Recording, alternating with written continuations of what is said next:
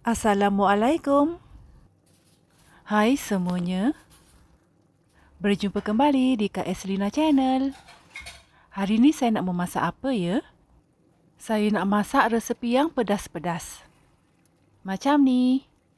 Kat rumah ada sardin. Jadinya hari ni saya nak memasak sambal sardin. Kenapa saya kata sambal ni pedas? Sebabnya saya gunakan sepenuhnya cili padi dan juga cili merah.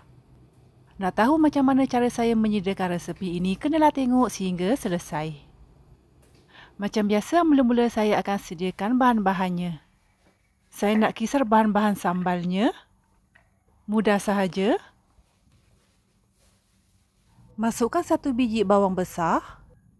Nak ditambah lagi bawang besarnya pun boleh juga.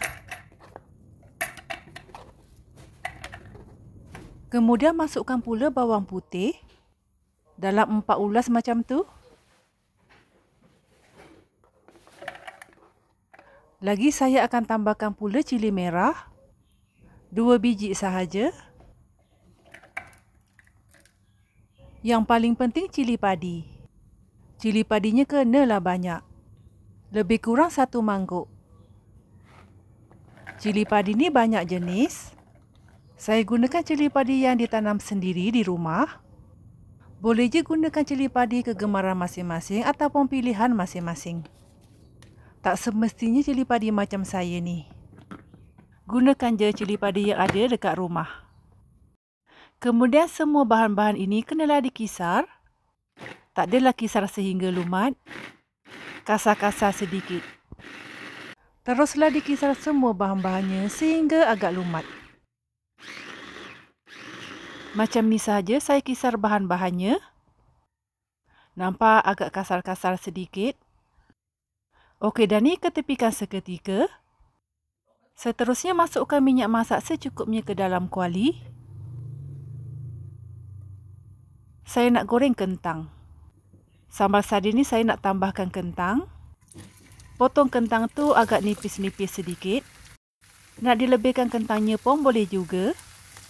Yang tak suka kentang boleh saja tak masukkan kentang. Tapi cuba try masukkan kentang akan lebih sedap. Goreng kentang ni sehingga garing.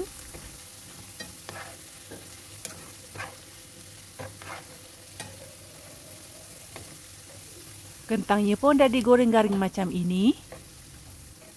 Okey, dan ni bolehlah diangkat dan dituskan. Kemudian ketepikan seketika. Kentang goreng ni kalau digoreng macam ni saja dimakan pun sedap kan? Bolehlah goreng kentang ni lebih-lebih. Sebahagiannya bolehlah dimakan macam ni sahaja. Sebahagiannya bolehlah dimasukkan dalam sambal sardin ni.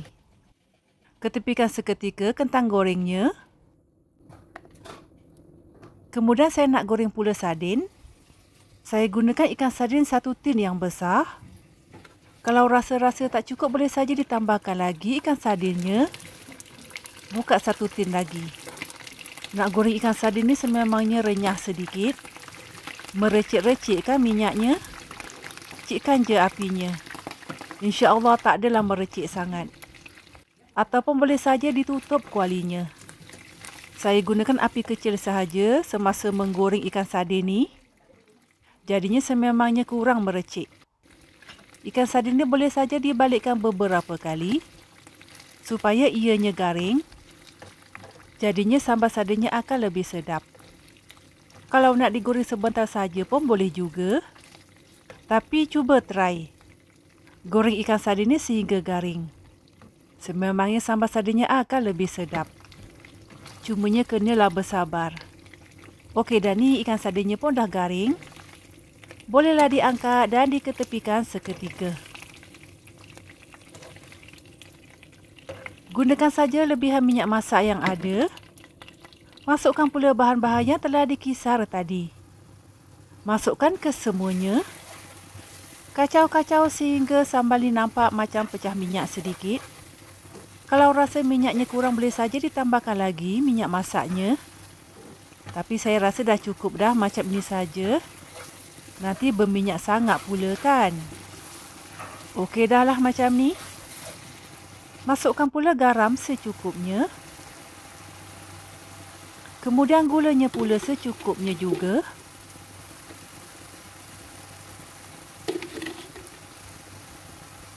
Lagi saya tambahkan pula serbuk pati cendawan, serbuk lada sulanya pun saya masukkan juga, secukupnya sahaja. Kemudian saya masukkan pula daun 5 purut, secukupnya juga. Kacau-kacau semuanya sehingga sebati dan sehingga pecah minyak lagi. Bau sambal ni sememangnya sangat-sangat sedap. Sebabnya ada daun 5 purut. Teruslah dikacau-kacau sehingga sebati. Kemudian saya masukkan pula kuah sardin. Masukkan ke semuanya satu tin yang besar. Kacau-kacau sehingga sebati. Dan nampak pecah minyak lagi. Bau sambal ni sememangnya bertambah-tambah sedap bila dah dimasukkan kuah sardinnya. Resepi sardin kan sememangnya sangat-sangat sedap. Tak kiralah dimasak resepi apa pun. Kalau saya resepi sardin ni sebulan sekali mesti saya akan masak. Tak kisahlah resepi apa pun. Teruslah dikacau-kacau sehingga sebati dan pecah minyak macam ini.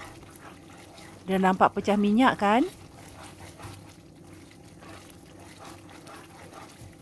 Kemudian saya akan masukkan pula kentang yang telah digoreng tadi. Masukkan ke semuanya.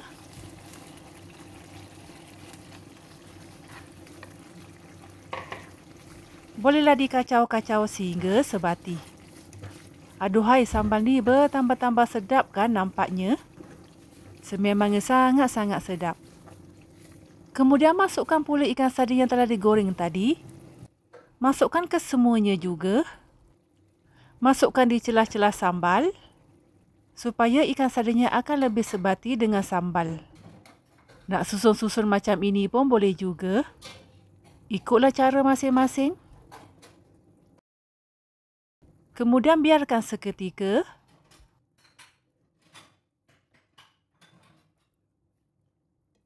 Bolehlah diterbalikkan beberapa kali supaya ikan sardinnya akan lebih sebati dengan sambal. Balik-balikkan perlahan-lahan. Sebabnya ikan sardin kan lembut. Kalau terlebih dikacau-kacau pula nanti ikan sardinnya hancur. Jadinya kenalah perlahan-lahan balik-balikkan ikan sardinnya. Kemudian bolehlah dibiarkan seketika.